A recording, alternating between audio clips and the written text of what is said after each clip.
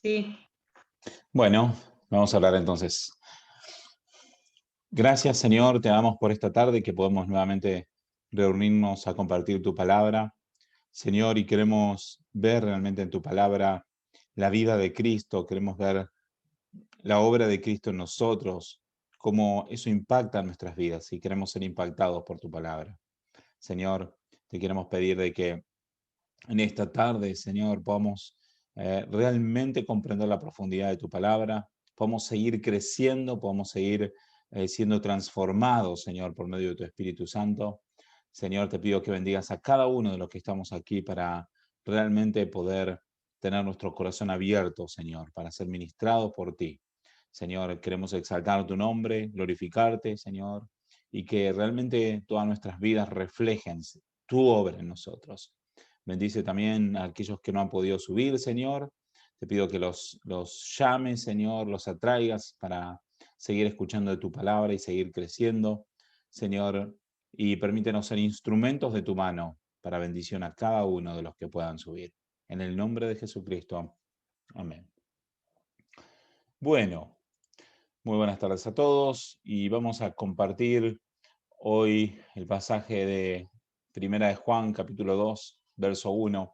La semana pasada habíamos comenzado con este pasaje, con este versículo, y vamos a seguir analizando un poquito más este versículo. Y quiero un poco también hacer hincapié en un aspecto más que me parece sumamente importante, que es de por qué estamos estudiando la Biblia de la forma en que la estamos estudiando, que es algo quizás no tan común, por lo menos en Latinoamérica. Entonces quisiera sí tener un poco o detenerme nuevamente en ese enfoque, porque me parece que es importante para todo lo que estamos haciendo y para todo lo que vamos a hacer en el futuro.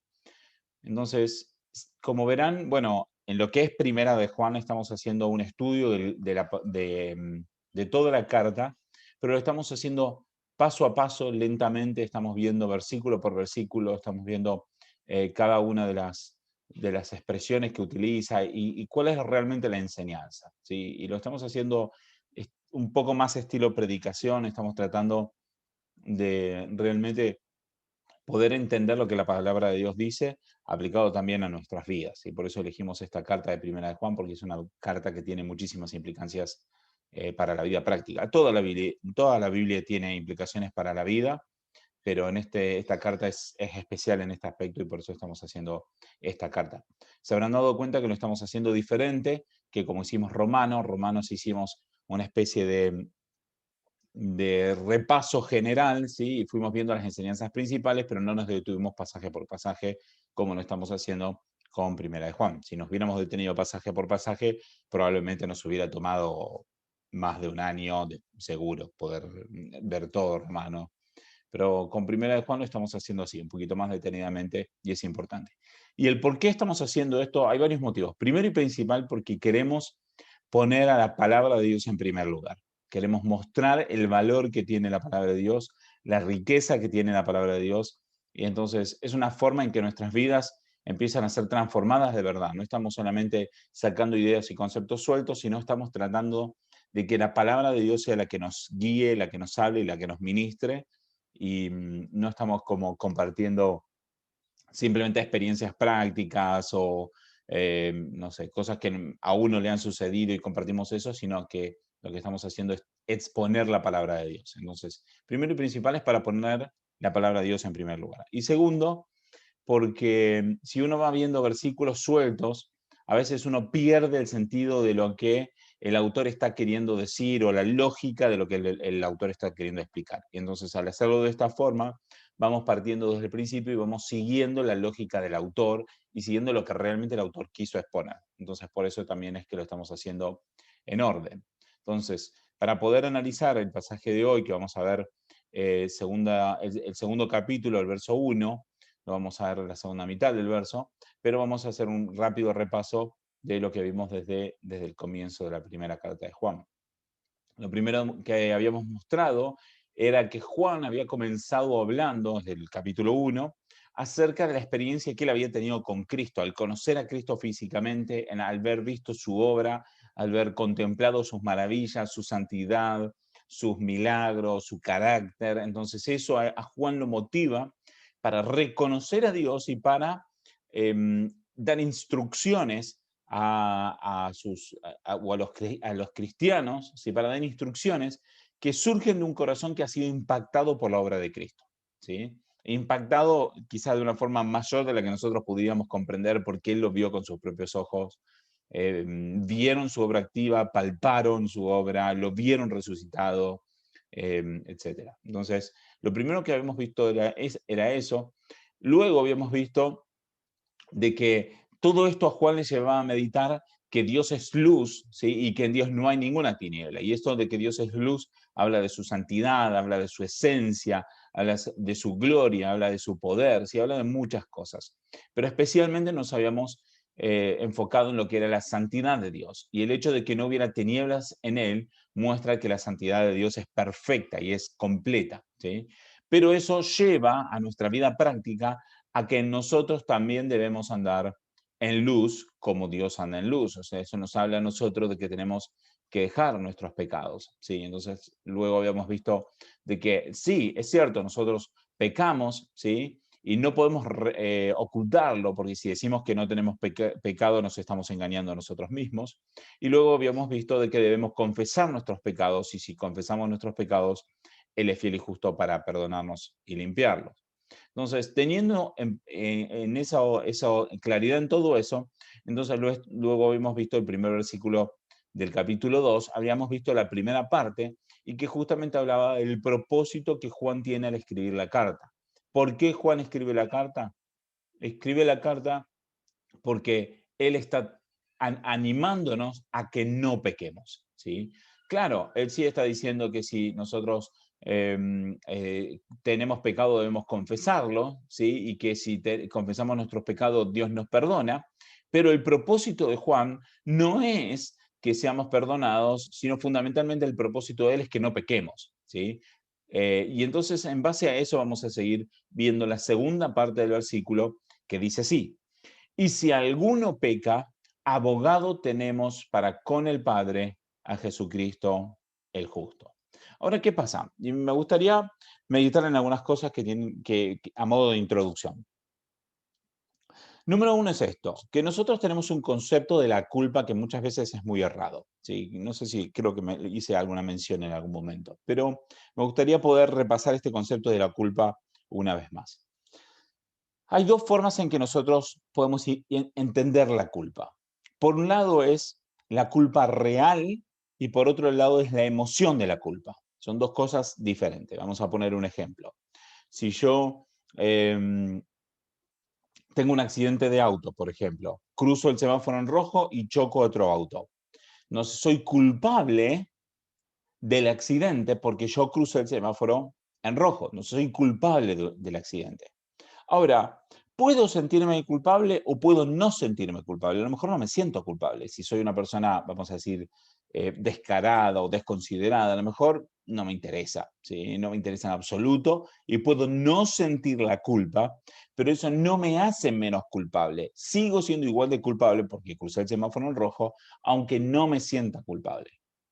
Ahora, hay otros casos de personas que no son culpables, no tienen una culpa real frente a determinadas cosas, sin embargo se sienten culpables igual. Vamos a poner un ejemplo.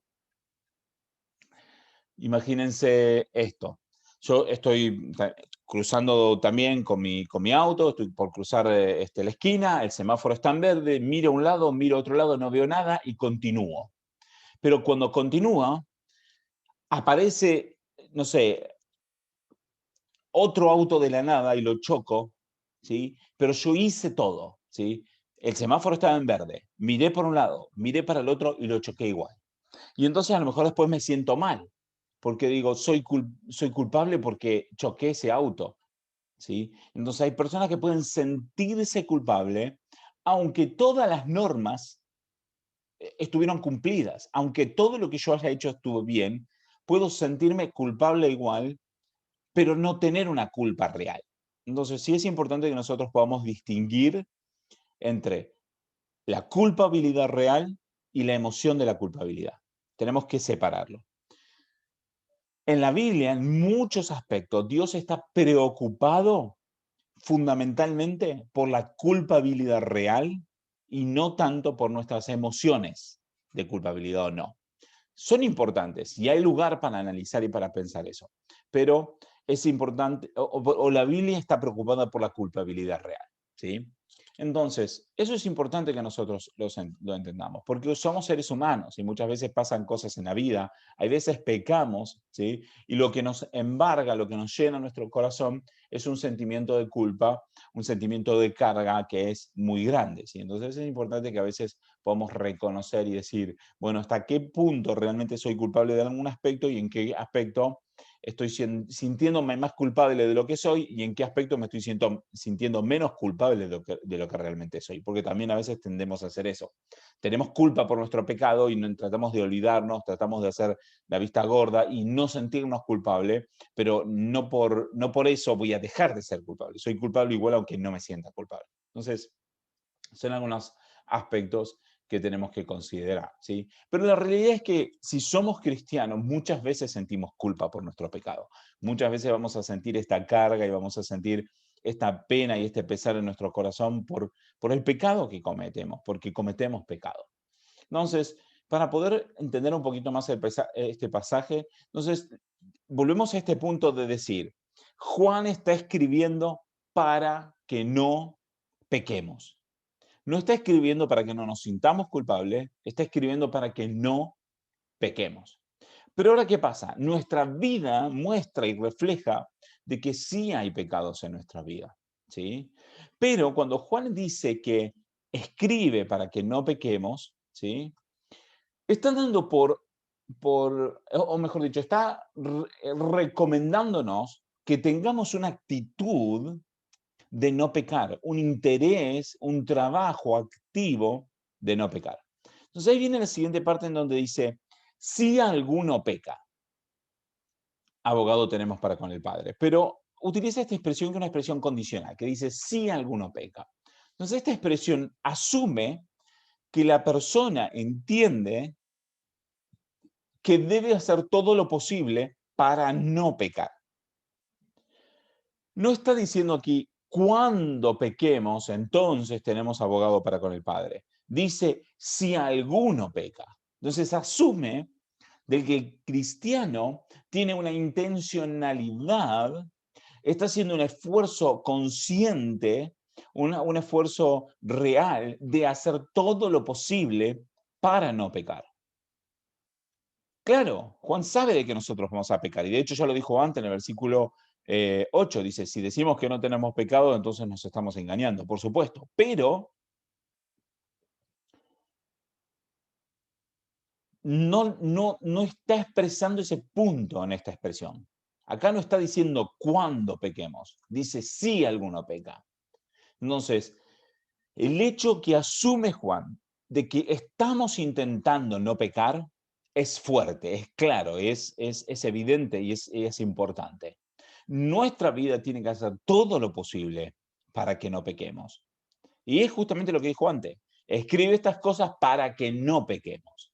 Entonces, si nosotros estamos haciendo el trabajo de poner nuestro esfuerzo, nuestro corazón para no pecar, entonces aplica esto, luego que si alguno peca, entonces abogado tenemos para con el Padre. Entonces, esto es una condición, ¿sí? Está diciendo, en el caso que ocurra tal cosa,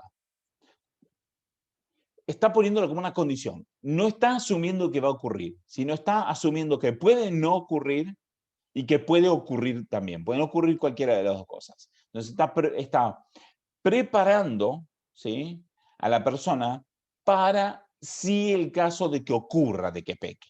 Entonces hay un trabajo que uno tiene que hacer para no pecar. No, nosotros tenemos la responsabilidad de no pecar, es una responsabilidad nuestra.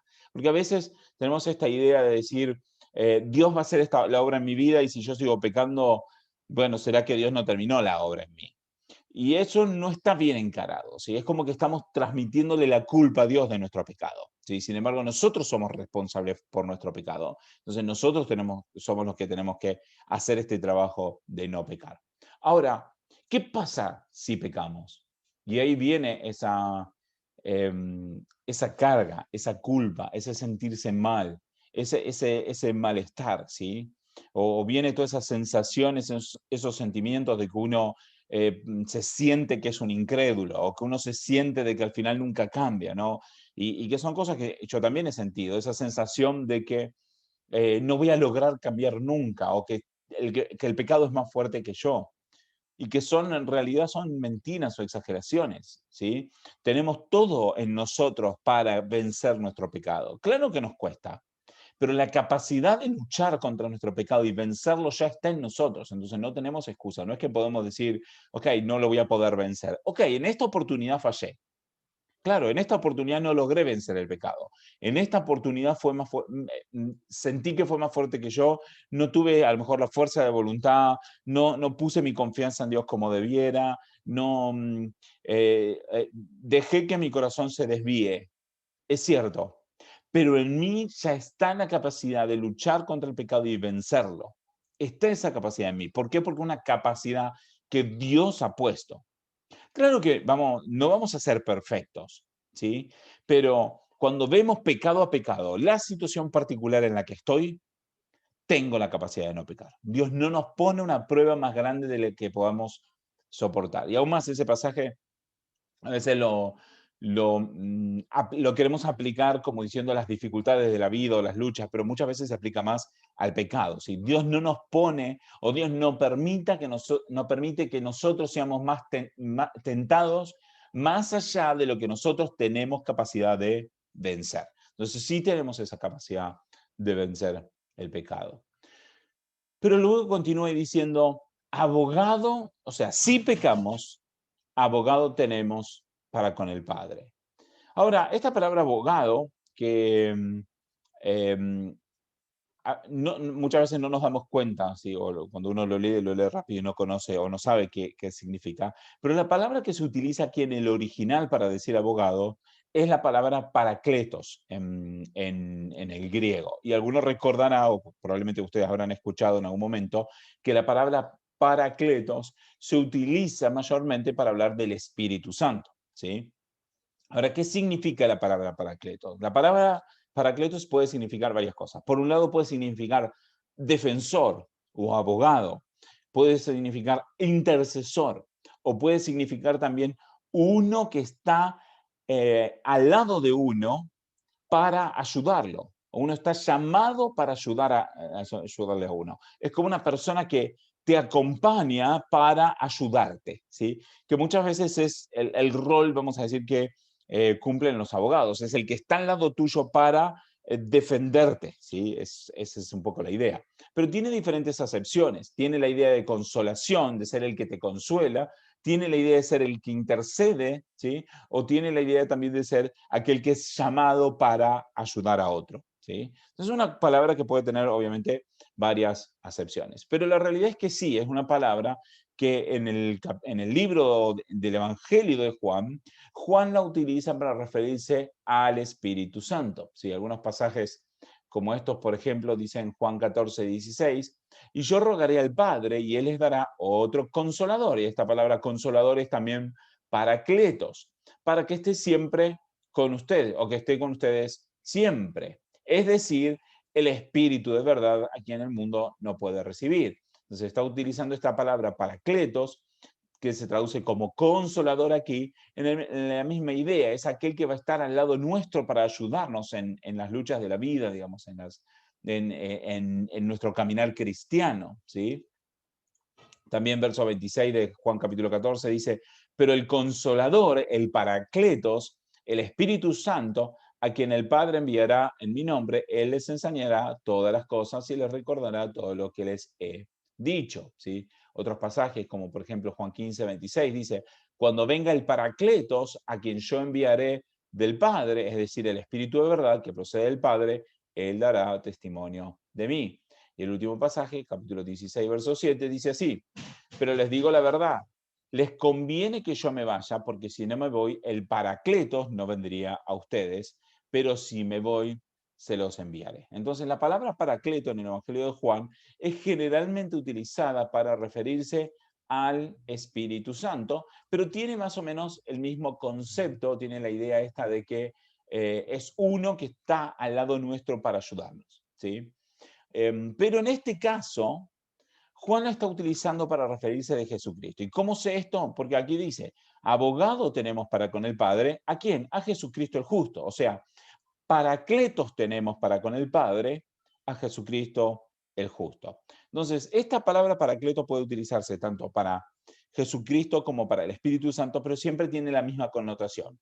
Es quien está al lado nuestro para ayudarnos, ¿sí?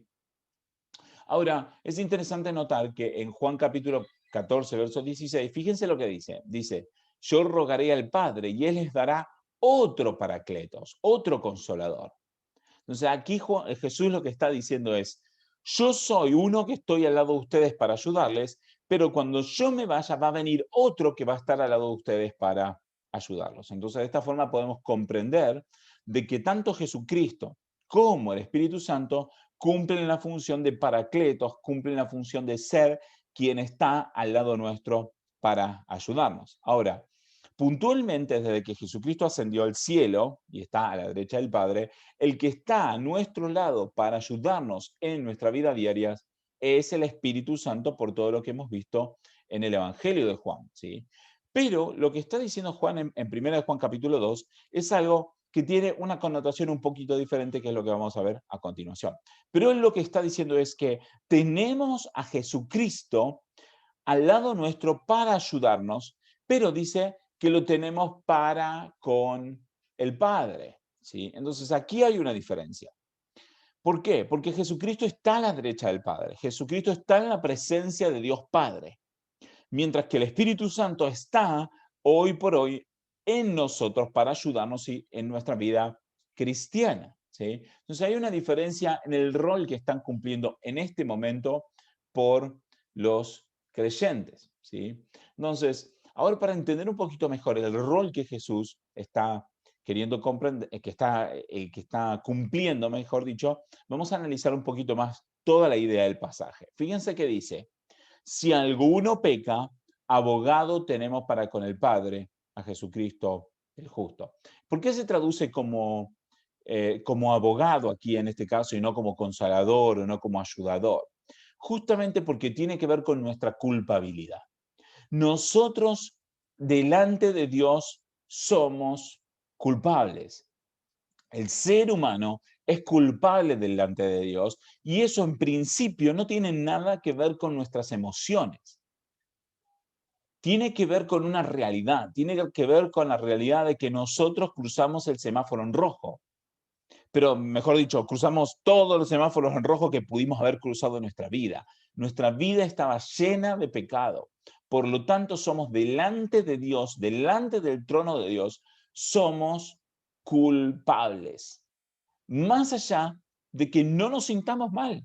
Porque, ¿qué es lo que pasa? El mundo, vamos a ver los incrédulos, ¿el mundo se siente culpable delante de Dios? Y la respuesta es que en su mayoría no. No se sienten culpables. No hay una emoción de culpa por el pecado que el mundo comete. Pero delante de Dios, el mundo incrédulo es culpable, lo sienta o no lo sienta.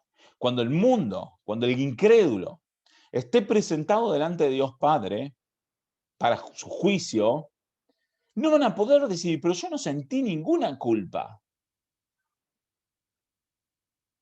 Dios no le va a interesar eso.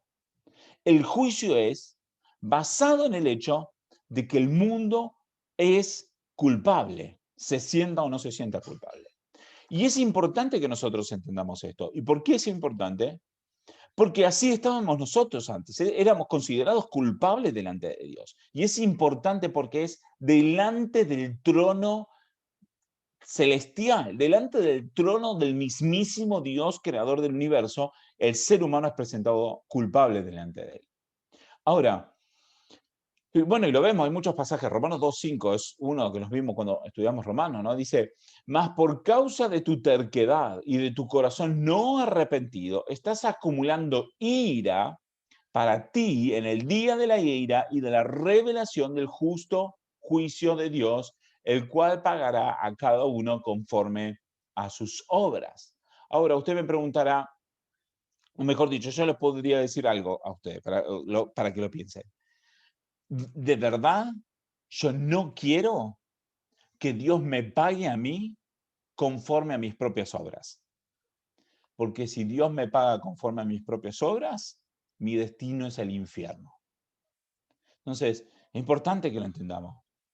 Es importante que lo entendamos. Nosotros no debemos buscar que Dios nos pague conforme a nuestras obras, porque ese es nuestro destino. ¿Sí? Nuestras obras son pecado para Dios. Son pecado para Dios. Pero delante del trono de Dios, eso es lo que se expone, es el pecado del ser humano.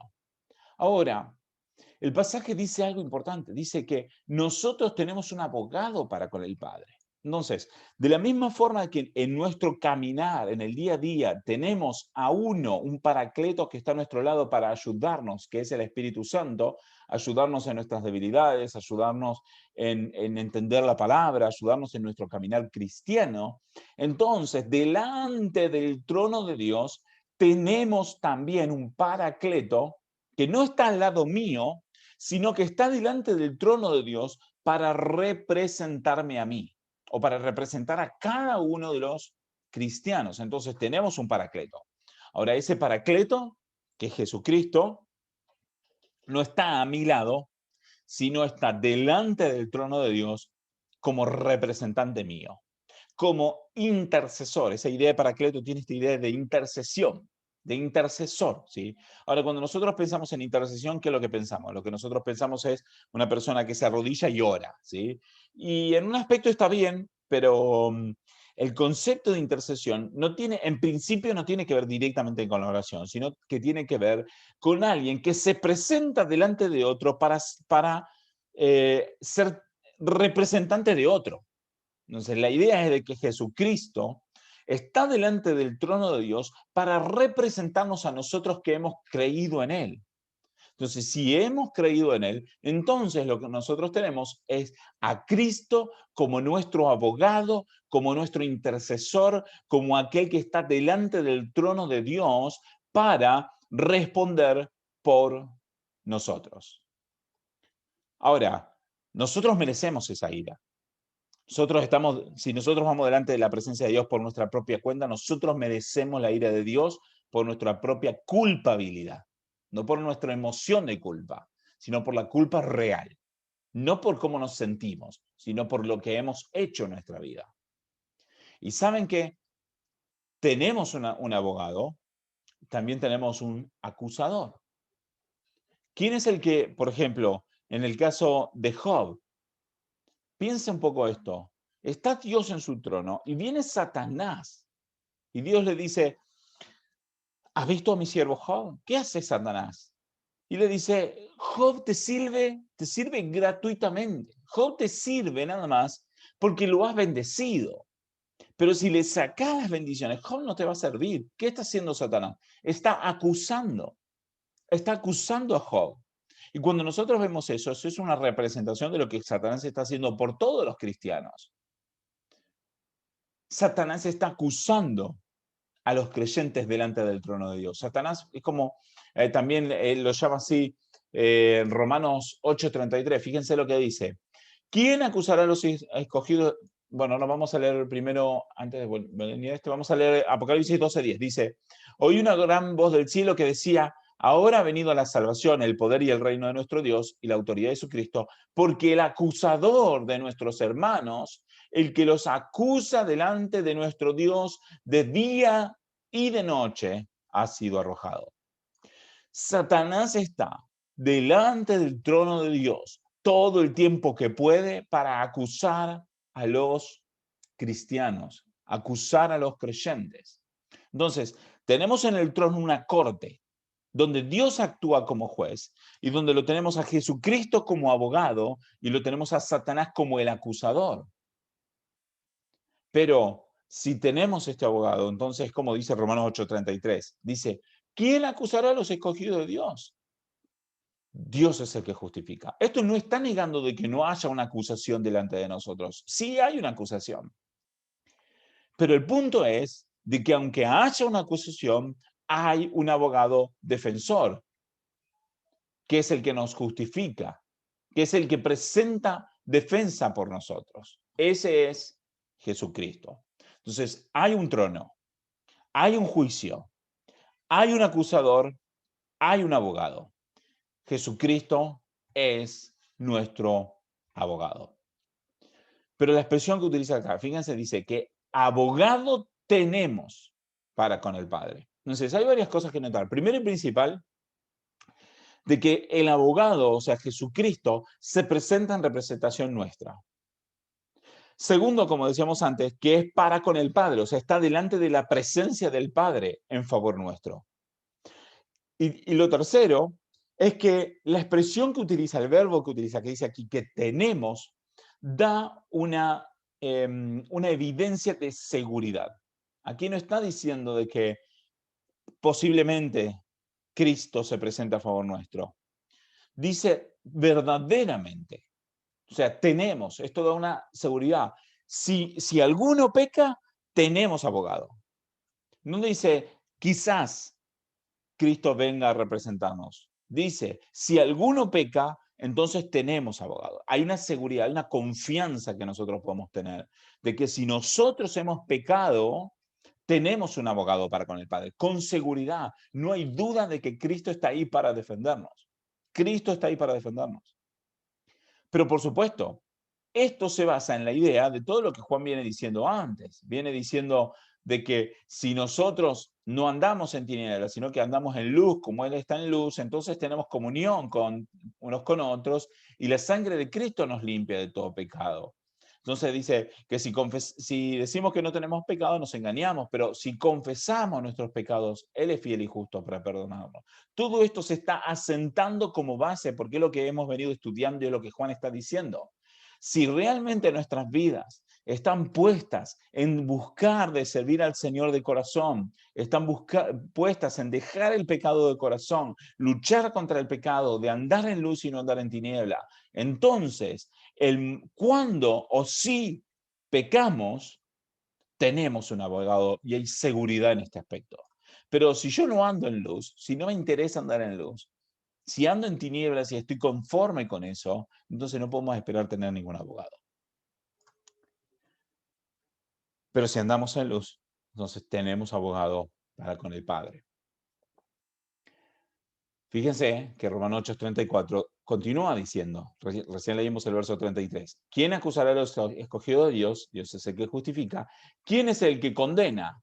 Cristo Jesús es el que murió, sí, más aún el que resucitó, el que además está a la diestra de Dios, el que también intercede por nosotros. Esta es la misma idea, ¿sí? Él es el que está para presentarse delante de nosotros.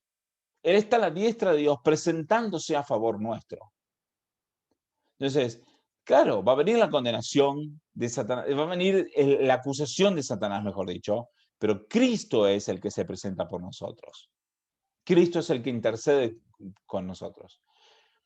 Ahora, Él no solamente intercede, como decíamos, no es que hace simplemente una especie de oración, como nosotros interpretamos la intercesión, como arrodillarnos y orar por alguien, no, sino que Él está levantando defensa, y es una defensa activa, es un abogado que presenta una defensa activa, ¿sí? Y que trabaja para defendernos.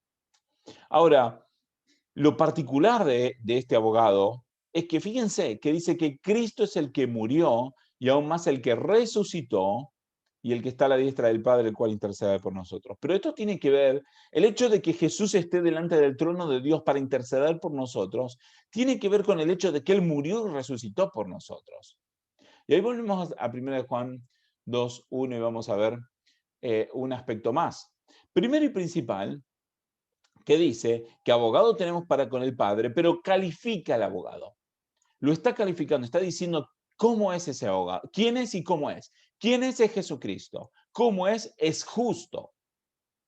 Entonces es importante, nosotros no tenemos un abogado, vamos a decir, que va a utilizar algunos artilugios para defendernos, sino que tenemos un abogado que es justo, es santo, es correcto en todo lo que hace y que va a presentar una defensa justa. Está calificando al abogado. No tenemos cualquier abogado, sino que tenemos un abogado justo. Entonces, esto no está hablando de el carácter moral del abogado que nos representa. Está hablando de que aquel que nos está representando tiene derecho a representarnos y tiene la capacidad de representarnos bien o representarnos a nuestro favor, ¿sí? Pero quiero avanzar en el segundo versículo del capítulo. Fíjense lo que dice. Él mismo, el mismo abogado, dice, es la propiciación por nuestros pecados, y no solo por los nuestros, sino también por los del mundo entero. Y vamos a tratar de entender un poquito esto porque es bien importante. Fíjense que dice que él mismo es la propiciación por nuestros pecados. La palabra propiciación es bastante difícil para entenderla en nuestro idioma español actual y sobre todo si no tenemos conocimiento del Antiguo Testamento. Pero esto tiene que ver con el sistema de sacrificios judíos que habían sido establecidos por Dios por medio de Moisés. Entonces, ¿qué pasaba? En tiempos de Moisés, Dios le había dado orden a Moisés de que construyera un arca, y ese arca era de madera, ¿sí? Y que tenía también unas varas de madera bañadas en oro, todo estaba bañado en oro, y adentro de esa arca había un poco de maná, del que había caído en el desierto, estaba la vara de Aarón, con la que Aarón había hecho milagros delante de Faraón, y estaban también las tablas de la ley. Y ese arca tenía una tapa, una tapa que, digamos, cerraba el arca, que esa tapa se llamaba propiciatorio. Esa tapa tenía dos ángeles en los lados, así, y que las alas de estos ángeles cubrían el arca y estaban tapando el propiciatorio, estaban por sobre el propiciatorio, ¿sí? Entonces, era el arca que tenía la tapa por encima, que se llamaba propiciatorio, y que tenía los ángeles arriba cubriendo el arca. Esta arca estaba dentro de lo que se llamaba el lugar santísimo, que en aquel tiempo que había un tabernáculo, el tabernáculo era una especie de carpas grande, en este caso, en donde había diferentes zonas, una primera zona más privada, que era el lugar santísimo, donde solo entraba Moisés, y que a partir de ahí empezó a entrar el sumo sacerdote una vez al año. Luego había un lugar más amplio que se llamaba el lugar santo, y luego había un patio exterior que era donde entraban los judíos. De la misma forma, con el mismo esquema, luego se construyó el templo que construyó Salomón, lo había hecho con la misma forma, y el arca estaba dentro del lugar santísimo, era el lugar más privado del tabernáculo o del templo, estaba dentro de todo. Entonces, ahí estaba el arca y estaba el propiciatorio arriba, esa tapa, ¿sí? Una vez al año, entonces, era el día de la expiación, era un día particular donde se hacía expiación por los pecados de todo el pueblo. O sea, se hacía todo un rito determinado por Dios, en donde se mataba un animal, ¿sí? Y se pedía perdón a Dios por los pecados, tanto de los sacerdotes como de todo el pueblo. Entonces, se ponía las manos en la cabeza del animal, ¿sí? Y el animal se lo degollaba. Entonces, esa era una forma de simbolizar de que el animal iba a cargar con los pecados de los sacerdotes y de todo el pueblo. Entonces se lo degollaba, y con la sangre de ese animal el sumo sacerdote entraba al tabernáculo e iba rociando con la sangre todos los diferentes lugares, y entraba hasta el propiciatorio, entraba mejor dicho, hasta el lugar santísimo, y rociaba la sangre del animal sobre esa tapa que era el propiciatorio. Entonces, cuando aquí está diciendo que Jesucristo mismo es la propiciación por nuestros pecados, lo que está diciendo es de que por medio de su sangre, por medio de su muerte, por medio de su entrega, entonces los pecados de los seres humanos, de los creyentes, son cubiertos y son tapados. Y ahora, si lo pensamos, es una escena fuerte. ¿sí? Es una escena fuerte. O sea, todo el sistema judío en donde los animales tenían que morir una y otra vez, y era constante. Pero Jesucristo esto lo hizo una vez y para siempre. No es que literalmente le hayan degollado la cabeza a Jesucristo, sino de que Él entregó su sangre y que su sangre es la que permite que nuestros pecados sean borrados. Ahora, por medio de esta sangre, nosotros podemos estar delante de la presencia de Dios y ya no ser considerados culpables, sino ahora ser considerados justos, como Jesucristo lo fue. Pero no porque nosotros seamos justos en nosotros mismos. Nosotros somos culpables por nosotros mismos, sino por el hecho de que es Jesucristo quien nos representa delante del trono de Dios. Él es el que nos representa. Pero ¿cómo es que nos representa? Nos representa porque Él hizo un sacrificio en el que pagó por nuestros pecados y alcanzó la propiciación para nosotros. O sea, nos hizo propicios, nos hizo aceptos, nos hizo que podamos ser aceptados por Dios. Esta es la idea de propiciatorio. Es la idea de que por el sacrificio de Cristo, entonces ahora nosotros delante del trono de Dios somos aceptados. Nos ha hecho propicios delante de Dios. Ahora podemos estar en la presencia de Dios. No que ahora literalmente nosotros podamos estar delante de su propia presencia en la gloria en el cielo, porque aún no es el tiempo para que nosotros estemos así, pero la idea es que Jesucristo, entonces ahora como nuestro representante, como nuestro paracletos, entonces nuestros pecados son considerados delante de Dios totalmente perdonados. Ahora, si lo entendemos así, nos damos cuenta el peso que tiene nuestro pecado. No es algo menor, no es algo que nosotros podamos minimizar o restarle importancia. Porque éramos culpables, éramos culpables y éramos considerados culpables delante de Dios. Ahora, aunque somos culpables, somos considerados justos. Pero es importante de que no es una cosa menor. El pecado no es una cosa menor, no es algo, Dios nos perdona. No, es que éramos culpables delante de Dios y nosotros merecíamos su ira y merecíamos el castigo eterno. Lo merecíamos. Pero por el sacrificio de Cristo, por su sangre derramada, entonces ahora nosotros hemos sido aceptos delante de Dios. Entonces, cuando nosotros pensamos en esta lucha contra el pecado, no lo hacemos minimizando el pecado, sino que lo hacemos entendiendo todo lo que el pecado representa. El pecado representa que nosotros éramos merecedores del infierno. El pecado representa de que Cristo tuvo que morir por nosotros, que tuvo que ser degollado, no literalmente, pero simbólicamente, tuvo que ser degollado por nosotros. Su sangre tuvo que ser derramada y costó su sangre para que nosotros seamos considerados justos delante de Dios. Es fuerte, no es una cosa menor, es fuerte. Pero, entonces, tenemos un abogado. Si alguno peca, ya no tenemos el deseo de pecar, primero y principal.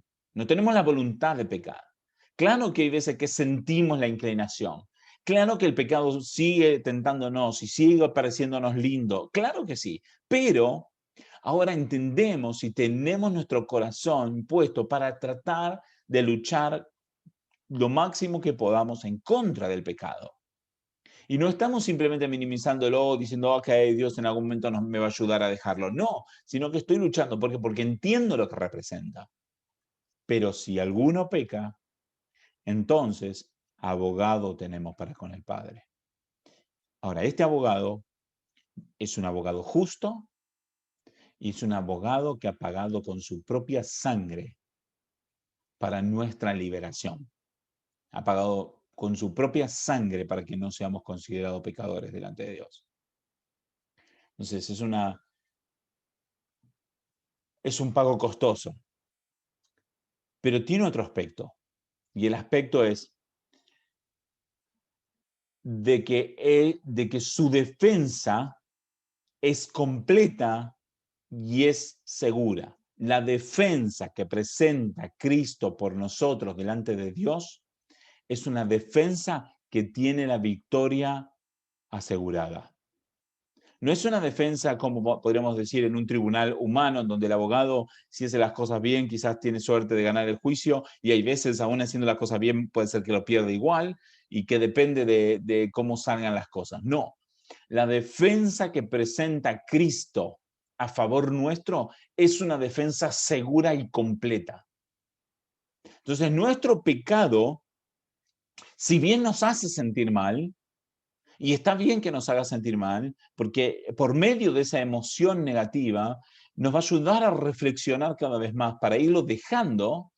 Esa emoción nos ayuda, nos fortalece para luchar contra el pecado, pero tenemos la confianza que delante del trono de Dios, por más mal que nosotros nos sintamos, vamos a ser considerados justos, porque no depende de nuestra obra, sino que depende del abogado. Depende del abogado. Y tenemos un abogado justo y un abogado que se ha sacrificado por nosotros. Entonces, nuestra defensa está asegurada. Está asegurada. No importa cuánto pequemos, nuestra defensa delante del trono de Dios está asegurada. Pero, obviamente, eso no nos exime a nosotros de la responsabilidad de no luchar contra el pecado. Nosotros tenemos la responsabilidad de luchar contra el pecado y tenemos la responsabilidad cada vez más, cada vez debe ser más fuerte, cada vez debemos sentir más carga, cada vez debemos reconocer nuestro pecado por cosas más menores o más pequeñas. En la medida que vamos dejando los pecados más grandes, entonces vamos empezando a darle más importancia a los pecados que antes nos parecían menores, pero ahora ya me importan esos pecados menores, porque ya vencí los mayores, ahora entonces voy luchando con los menores. Si antes robaba, ahora ya no robo más, pero entonces antes me sentía mal cuando robaba, pero el orgullo no me importaba, si era orgulloso, ahora que ya dejé de robar, entonces ahora me siento mal por el orgullo. Cuando voy dejando el orgullo, entonces me siento mal por algo que es menor, por un pensamiento que tuve que no debí tener. Y entonces vamos perfeccionando nuestra vida. Es el Espíritu Santo que va perfeccionando nuestra vida, pero vamos cada vez más luchando y trabajando contra el pecado. Esa es la vida cristiana. Entonces, hablábamos el otro día, ¿no? Hace 2 semanas atrás, que la vida de santidad, o mejor dicho, este tiempo que nosotros estamos en la tierra, aunque somos considerados justos delante de Dios, entonces tenemos una vida que quizás sube y baja, ¿sí? Esa es la parte de santificación, pero no es sube y baja con pendiente hacia abajo, es sube y baja, pero con pendiente hacia arriba. Nosotros tenemos que trabajar para cada día ir creciendo en santidad y eso es responsabilidad absolutamente nuestra. Tenemos el Paracleto, que es Cristo delante de Dios para defendernos, y también tenemos el Paracleto del Espíritu Santo en nosotros para ayudarnos a vencer las tentaciones, pero nosotros tenemos la responsabilidad de luchar. Ahora, la defensa delante de Dios entonces está asegurada porque Él es justo, porque Él cumplió nuestra ley y porque Él se sacrificó por nosotros. Nos hizo acepto y su sangre es rociada ¿sí? por nosotros en esta idea del propiciatorio, de la misma forma que era rociada sobre el propiciatorio para lograr de que el pueblo de Israel fuera acepto delante de Dios. Entonces la sangre de Cristo es rociada para que nosotros seamos aceptos delante de Dios y para que nuestra culpa ya no nos sea contado como culpa a nosotros delante del trono de Dios. Y termino con un concepto más que es importante ver aquí para cerrar el versículo. Fíjense, el versículo 2 dice, Él mismo es la propiciación por nuestros pecados, pero después dice algo más, y no solo por los nuestros, sino también por los del mundo entero. Y me gustaría aclarar un poquito esto porque a veces se puede presentar a confusión. Entonces, por un lado, él está diciendo que es la propiciación por nosotros, o sea, que es quien paga nuestros pecados, y después dice, pero no solamente por los nuestros, sino también por los del mundo entero. Entonces algunos interpretan esto como que lo interpretan como diciendo de que la sangre de Cristo es suficiente para, a fin de cuentas, traer salvación a todos los seres humanos. O sea, algunos utilizan este pasaje, por ejemplo, para argumentar a favor de lo que se llama el universalismo. Decir que todos, aunque no sean creyentes, a fin de cuentas, después de castigo, de lo que sea, van a terminar siendo salvos. Pero eso no es lo que está diciendo el pasaje. No está diciendo de que todo el mundo va a ser perdonado de la misma forma que nosotros somos perdonados. Primero y principal, de que Él es la propiciación por nuestros pecados y que esto aplica para los creyentes, se puede entender por todo lo que viene contando Juan, y de hecho hay un montón de pasajes que nos enseñan específicamente de que Cristo perdona los pecados de aquellos que se arrepienten y que creen en Él. Entonces, no pensamos de que Cristo haya perdonado los pecados de todo el mundo y que todo el mundo pueda llegar a la santidad, a la salvación después. No creemos en el universalismo. Creemos de que el mundo incrédulo pecador va a tener castigo eterno. Eso es lo que creemos por un montón de otros pasajes. Pero entonces, ¿cómo se explica esto de que no solamente es la propiciación por nuestros pecados, sino por lo de todo el mundo entero?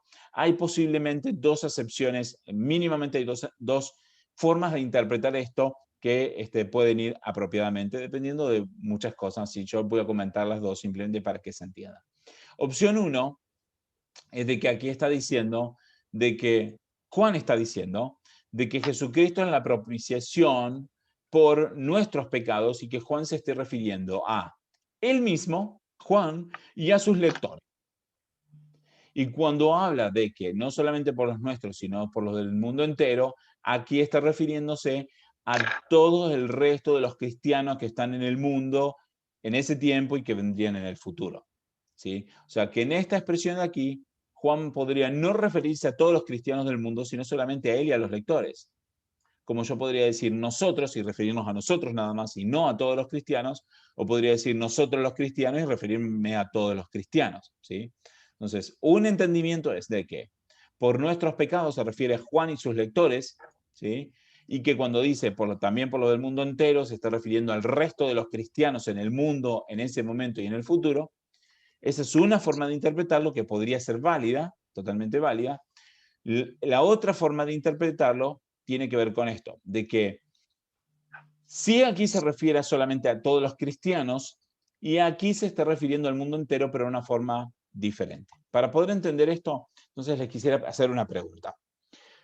¿Dios cuánto tiempo tiene que esperar para traer juicio al mundo pecador? ¿Cuánto tiempo Él está obligado a esperar antes de traer juicio al mundo pecador? ¿Alguno se anima a responder?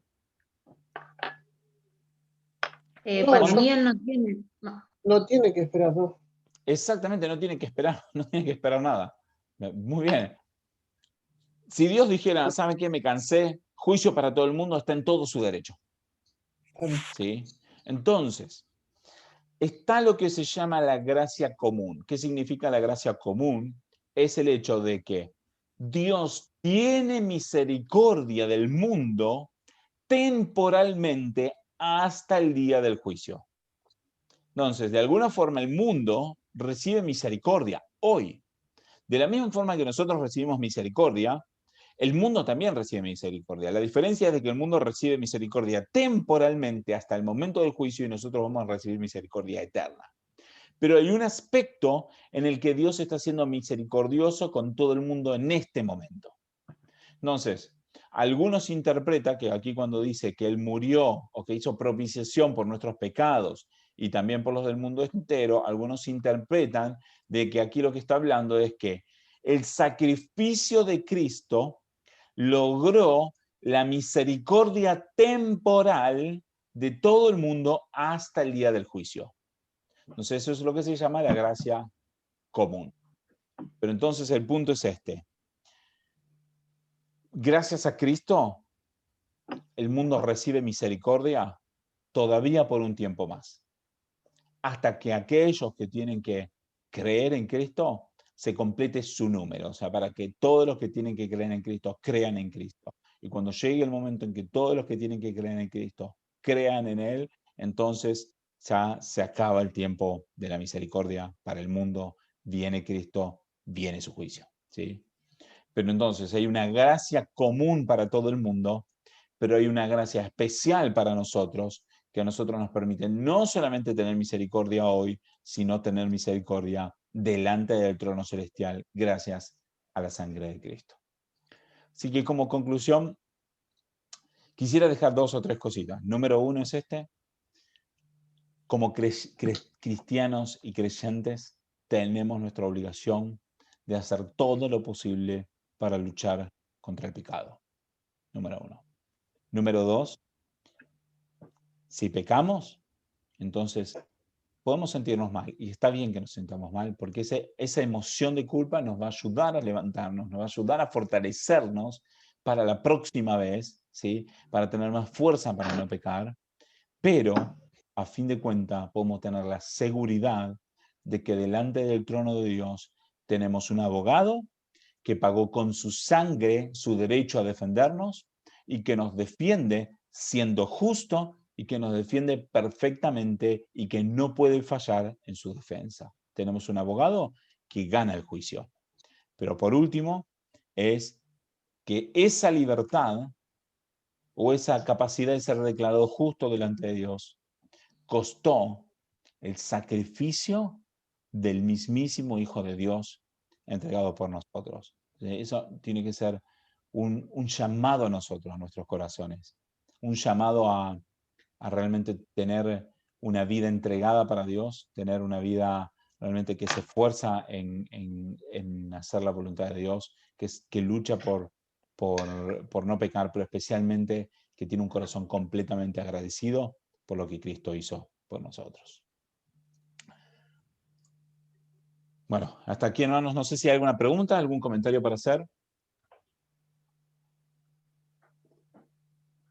Pero no sé si es pregunta porque lo terminaste de explicar cuando mientras ibas hablando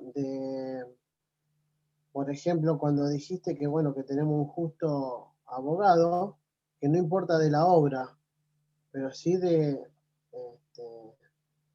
pero lo explicaste después, ahí a continuación, justo yo habilité el micrófono para preguntarte, pero lo explicaste de que a continuación, así que no hay mucho más para preguntar, pero tiene que ver la obra, ¿no es cierto? También. ¿Nuestra Más obra? allá de... Sí, nuestra obra. Bueno, está bien la pregunta. En realidad, digamos, hay 2 tipos de juicio. Por un lado tenemos el juicio contra el mundo pecador, que en ese juicio, y que es, digamos, son juicios futuros, ¿sí? Hay momentos cuando uno, si estudia escatología, puede ver de que hay momentos en donde todo el mundo va a estar delante del trono de Dios y va a ser juzgado, ¿sí?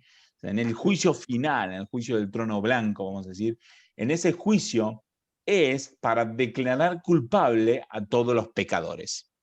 Pero en realidad hay un juicio previo, que ese juicio previo es para los creyentes, pero no es un juicio para condenación del creyente, sino es un juicio para recompensa del creyente. Entonces, en el juicio del trono blanco, en el juicio de condenación, nosotros no seremos juzgados. Ese juicio es por obras y es para condenar al mundo. Nadie será salvo en ese juicio. Nadie será salvo en ese juicio. Es un juicio por obras para condenar al mundo. Son las obras hechas en la carne. Son las obras hechas que rechazan a Dios, ¿sí? Que ofenden a Dios. Ahora, en un juicio anterior en el que solo la iglesia estará presente, o mejor dicho, solo los creyentes, para ser más exacto, estarán presentes, en ese juicio es un juicio en el que solo los que creen en Cristo estarán presentes. No es un juicio para salvación o condenación, porque todos son salvos, ¿sí?